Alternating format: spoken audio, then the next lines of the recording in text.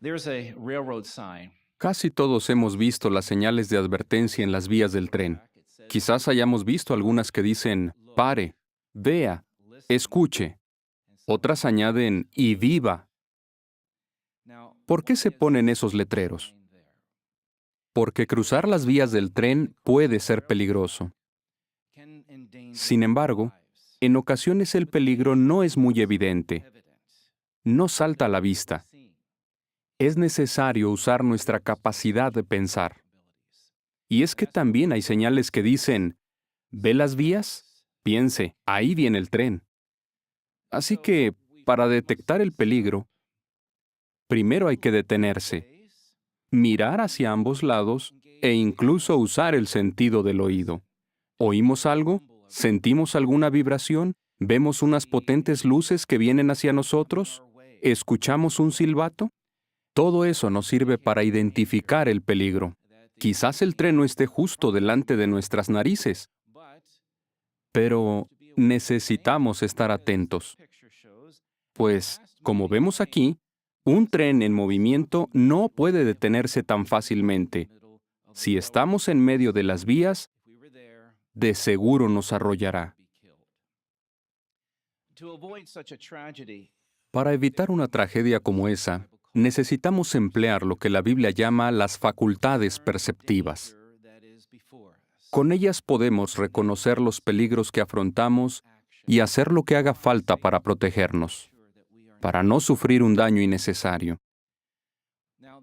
Mediante su palabra y su organización, Jehová nos da señales de advertencia. Es como si nos dijera, paren, vean, escuchen, observen lo que pasa a su alrededor. Jehová quiere que nos demos cuenta de que vivimos en los últimos días y de que el fin se acerca con rapidez. Sí, la gran tribulación está a punto de estallar. Claro, para llegar a esa conclusión es necesario usar las facultades perceptivas, o sea, la capacidad de razonar. Jesús así lo indicó cuando en Lucas 17, 20 y 21 señaló que el reino de Dios no vendría de una forma que pudiera observarse claramente. Tendríamos que echar mano de nuestra capacidad de pensar para entender las señales y actuar en consecuencia. Ahora bien, para mejorar nuestra capacidad de pensar hay que ejercitarla. Hebreos 5:14 dice que las facultades perceptivas deben estar bien entrenadas.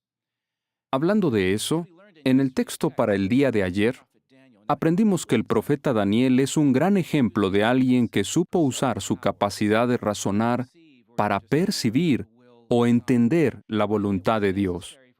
Tuvo que usarla para afrontar las peligrosas situaciones que se les presentaron a él y a sus compañeros en el palacio de Babilonia.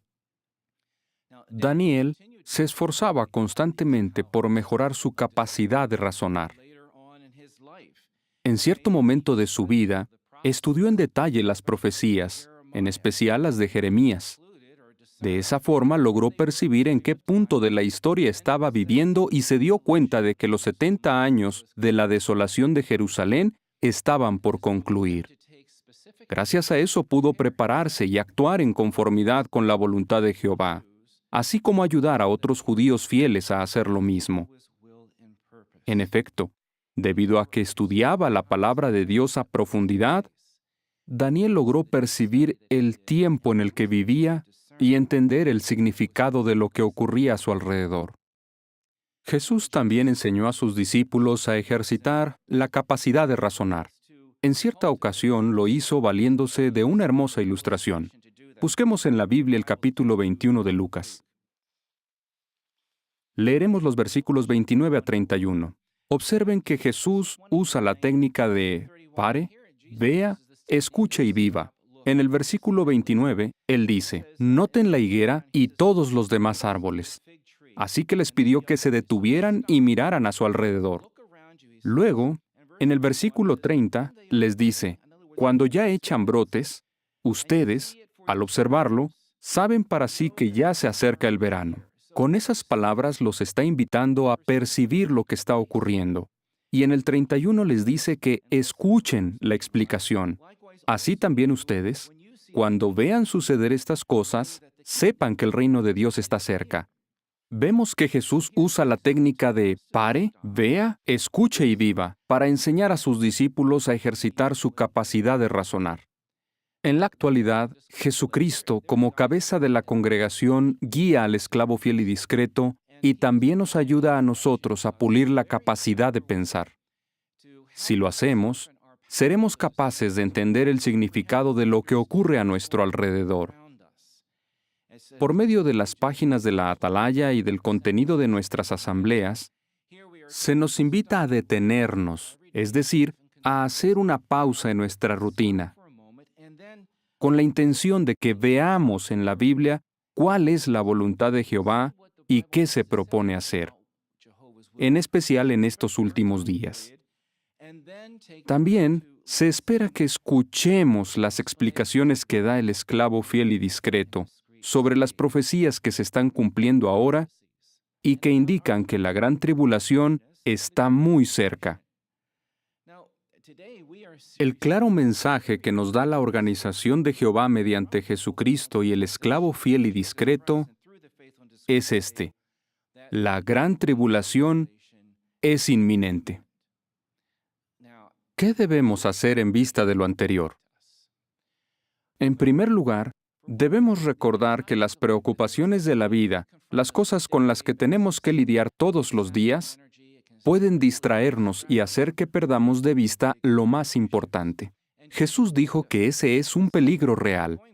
En el capítulo 17 de Lucas, Jesús se refiere a lo que ocurrió en el tiempo de Noé y en la época de Sodoma y Gomorra para darnos una advertencia. Dice que los últimos días, los días del Hijo del Hombre, se parecerían mucho a los de Noé y de Sodoma, pues la gente estaría muy ocupada con los asuntos cotidianos. Y son justamente esas cosas de la vida las que pueden nublar nuestra capacidad de razonar a tal grado que no logremos percibir el momento de la historia en el que vivimos y el peligro que está delante de nosotros.